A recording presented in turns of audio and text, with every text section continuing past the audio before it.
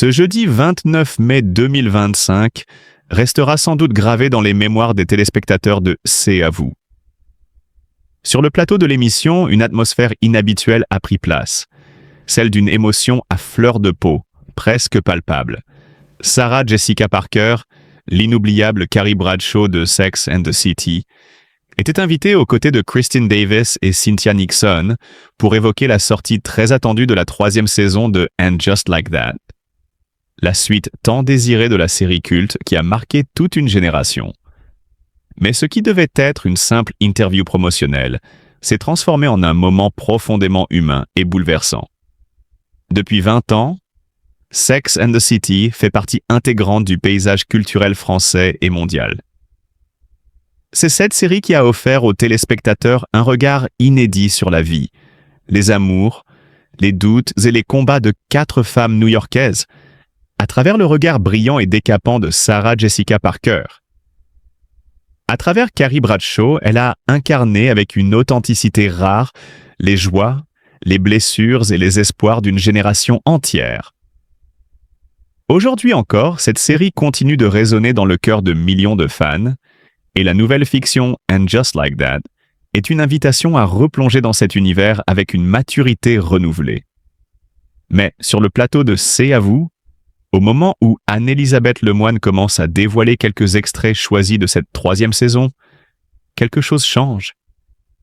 Les souvenirs, les émotions enfouies refont surface. Sarah Jessica Parker, d'ordinaire si posée et pleine d'assurance, laisse soudain échapper des larmes.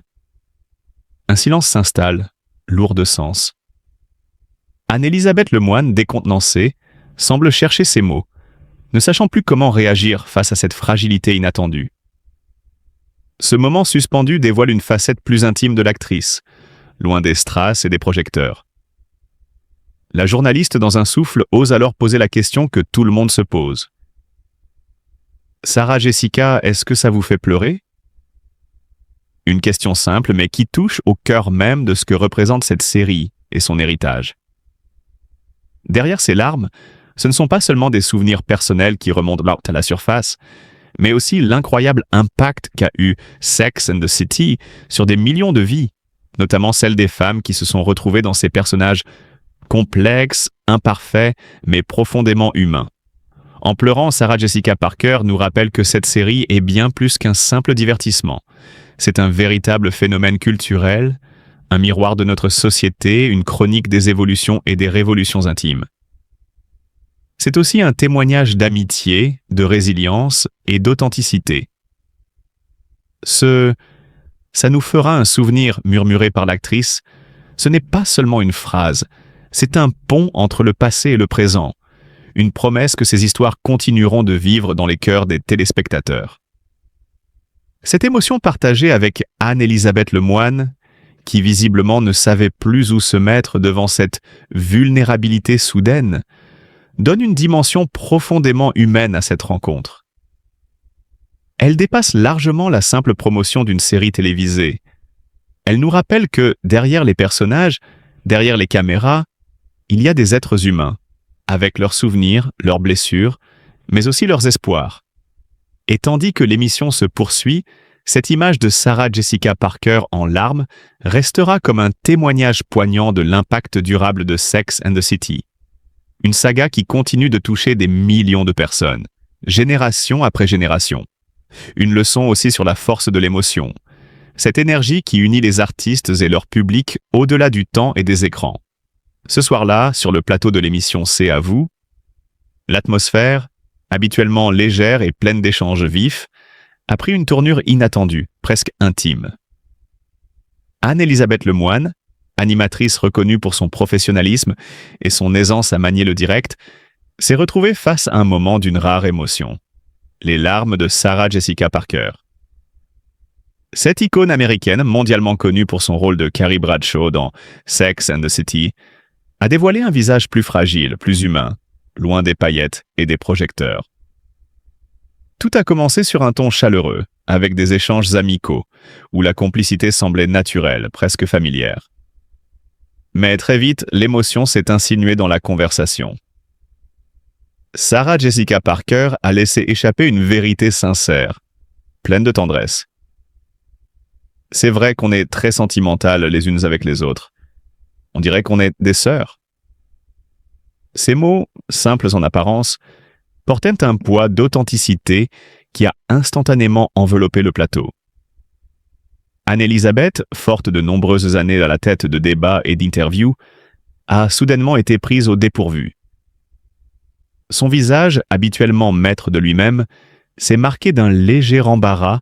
Elle a alors murmuré, presque gênée dans un souffle, « Moi, je ne voulais pas vous faire pleurer. » Un aveu qui traduisait une empathie profonde, mais aussi la surprise d'être témoin d'une émotion si intense et si vraie. Sarah Jessica Parker, loin de se renfermer, a accueilli ce moment avec une grâce touchante. D'un ton doux, teinté d'un humour léger, elle a répondu « Ce n'est pas grave. Après tout, on n'a jamais vu de larmes à la télévision française. Ce sera un souvenir précieux. » Par cette phrase, elle a non seulement rassuré l'animatrice, mais elle a aussi transformé cet instant fragile en une parenthèse mémorable, un témoignage rare de vulnérabilité à la télévision. La caméra a capturé chaque détail. La façon dont Sarah Jessica Parker s'est essuyé les yeux, ses mains légèrement tremblantes, ce regard profond et chargé d'émotion.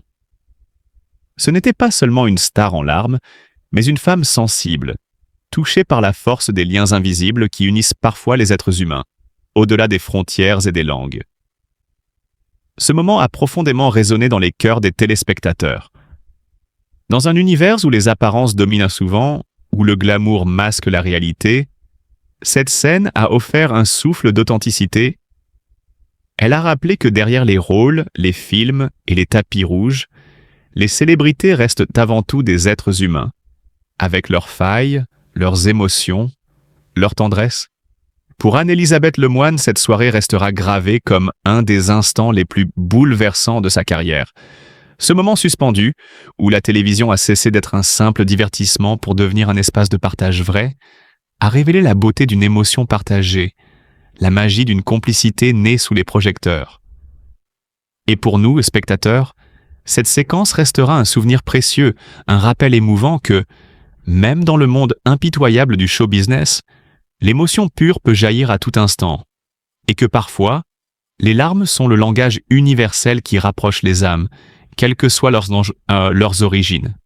Sur le plateau d'une émission française, baignée par les projecteurs et l'attention médiatique, les actrices phares de And Just Like That prennent la parole avec une honnêteté rare, révélant le cœur battant de cette série qui a su conquérir des millions de spectateurs à travers le monde. Ce n'est pas simplement une suite de Sex and the City. C'est un véritable manifeste sur la féminité, le temps qui passe, et la liberté retrouvée. Cynthia Nixon, qui reprend son rôle iconique avec une énergie renouvelée, ne mâche pas ses mots. Elle rappelle avec force et passion. La série originale, il y a 20 ans, présentait des femmes dans la trentaine, vibrantes, curieuses, et souvent tournées vers la découverte de leur sexualité. Aujourd'hui, And Just Like That met en lumière une réalité trop longtemps négligée, celle des femmes dans la cinquantaine qui continuent à désirer, à s'affirmer, à s'épanouir. Ce n'est plus un secret, ni un tabou. On ne doit ni s'excuser, ni se cacher. La cinquantaine n'est pas une fin, mais un nouveau commencement.